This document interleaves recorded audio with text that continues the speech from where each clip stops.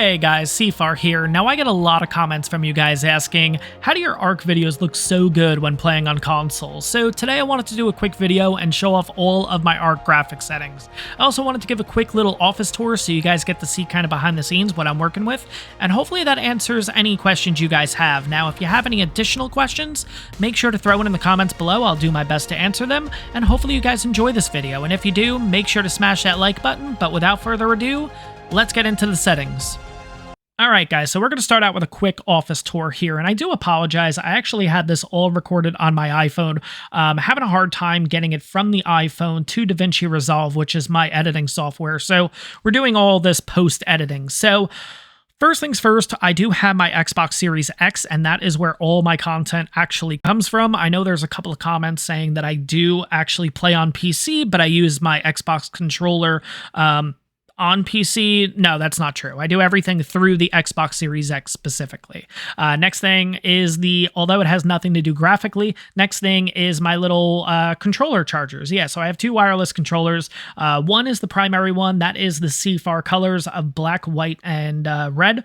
I do have a backup just in case if things go south. I do have a backup. It's just a solid black one. It's the one that basically comes with the Xbox Series X.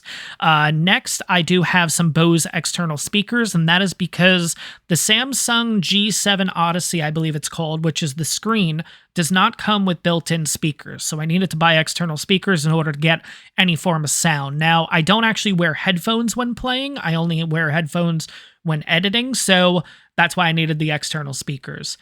I also use the Elgato HD60, and that is for HD60X, I apologize, and that is for all the recording and everything like that. There's two HDMI wires coming out of it. One connects to the Xbox, one connects to the Samsung screen. Both of those are HDMI 2.1s, I believe, which support 4K.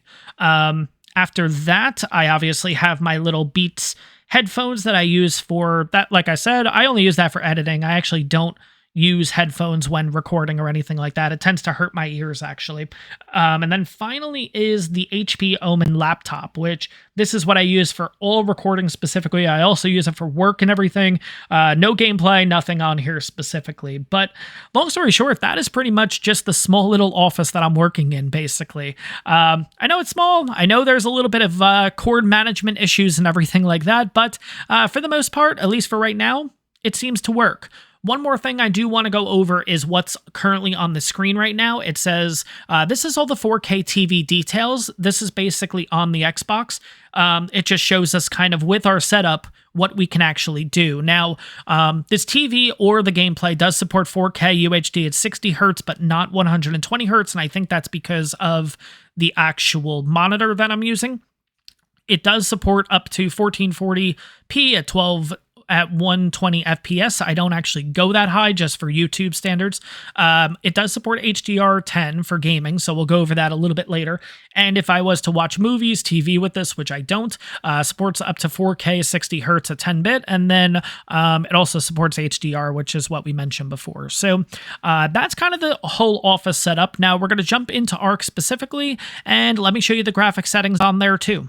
So guys, these are my ARK settings. Now, if you want me to go through each individual one and tell you why I have that specific setting, let me know in the comments down below. We'll do a separate video on it, but for today's video specifically, we're just going to jump down straight to graphics and talk about detail graphics and HDR output, because these two are incredibly important. So, detail graphics, in my opinion, it seems like it doesn't do too much, especially with color. It doesn't do anything with color. It really focuses on the sharpness of the game. So if you feel like your game's a little blurry, if you feel like it's a little washed out, detail graphics will kind of tighten it up. It'll kind of make it a little bit crisper. It just makes it look a little bit nicer in my opinion. So if you do have access to this, make sure you toggle this on. Now, if you are on older consoles, older Xboxes, older PlayStations, I don't know if you're going to have access to this, but if you do, I do highly recommend clicking this or toggling it on if you have access to it.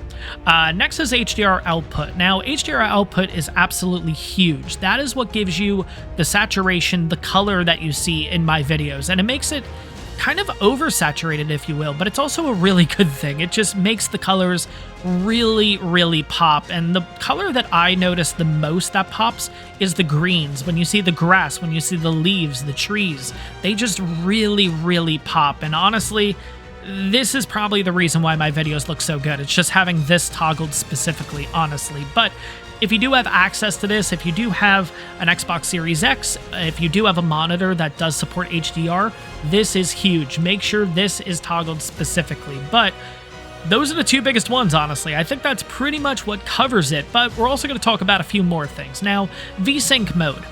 I have no idea what this does. I'm going to be honest. I don't know if there's a difference on having it on, off, or adaptive, but here's the thing.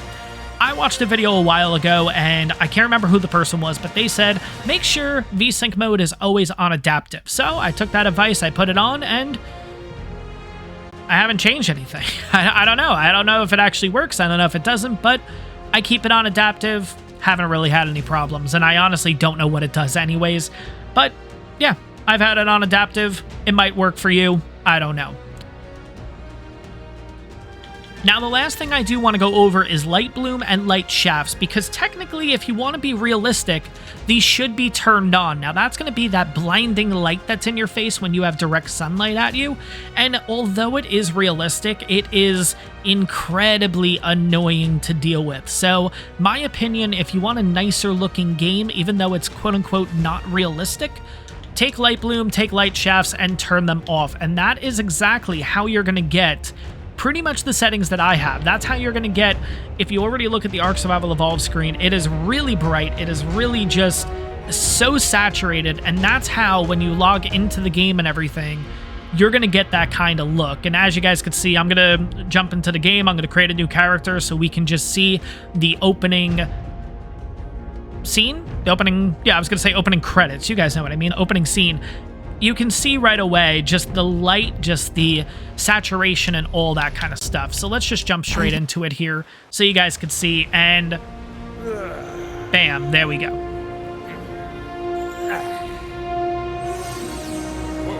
I don't know, to me, everything just pops out this way. So that's my settings. That's kind of what I use. I hope you guys enjoyed this one. I hope it was helpful to you guys, understanding kind of what goes on behind the scenes, how my settings work, and how I'm able to get this kind of look to my game. So any questions, of course, leave it in the comments down below. Hopefully you guys enjoyed this one. Make sure to smash that like button if you did, and I'll see you guys in the next one.